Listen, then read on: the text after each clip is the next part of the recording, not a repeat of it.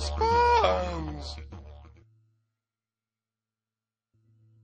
A few quick comments on the video Scientific Proof of the Bible, number 3, Thermodynamics by Daniel of the Truth Group. Thermodynamics is a branch of physics that deals with energy and the work of a system.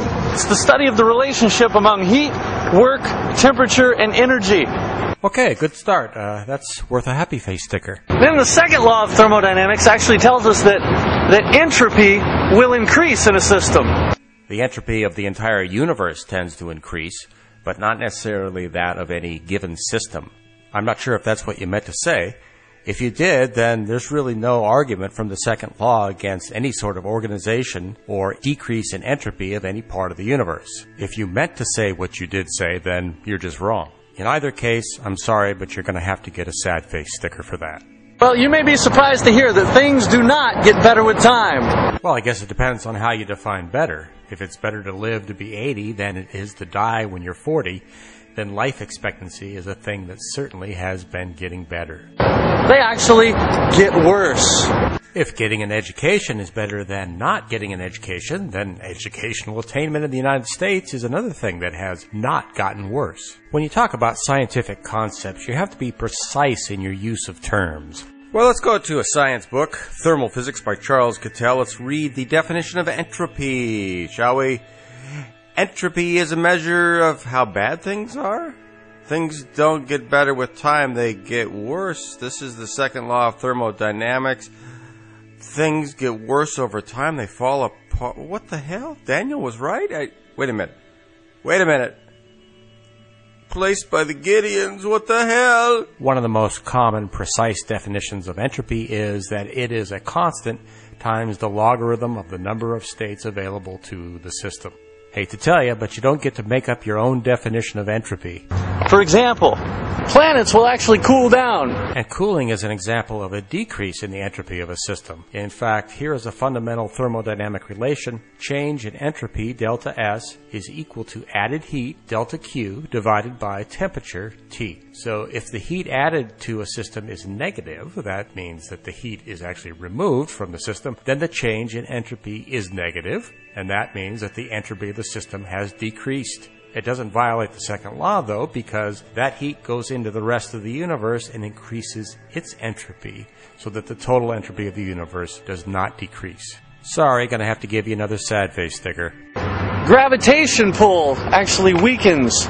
Well, that would explain the rapture. Gravitation pull will just continue to weaken until we eventually just float up into the air to meet Jesus. How would you distinguish between Christians and not? Well, it's only a theory. Anyway, gravitational attraction is not weakening over time. Sorry, but you're going to have to get another sad face sticker. Of course, if you're one of those Big Bang people, those morons, or perhaps you're an evolutionist, or maybe even an atheist, more than likely you'd be all of those. Well, that thought process being science and the scientific method, wants us to think that everything came from nothing. That in the beginning there was nothing, and that nothing somehow exploded. Have yet to see a book on cosmology that makes such a claim. And then, of course, through subsequent millions and millions of years of evolution, things get better. So somehow it miraculously organized itself into all kinds of amazing things, like our solar system. Let's see, something that would lead to massive bodies being arranged into systems.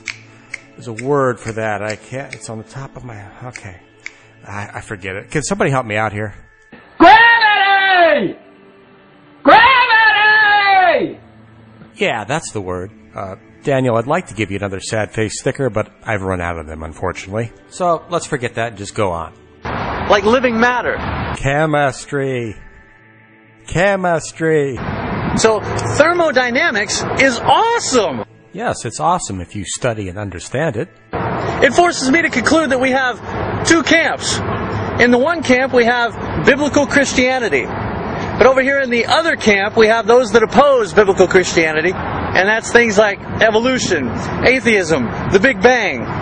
So the latter camp is all of mainstream science. Now, when I look at the laws of thermodynamics, the observable, repeatable, testable laws, I would have to admit that one of these two camps actually lines up with real science.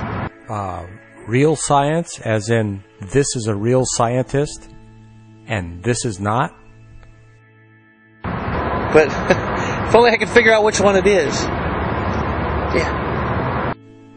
I think I know why you can't figure it out.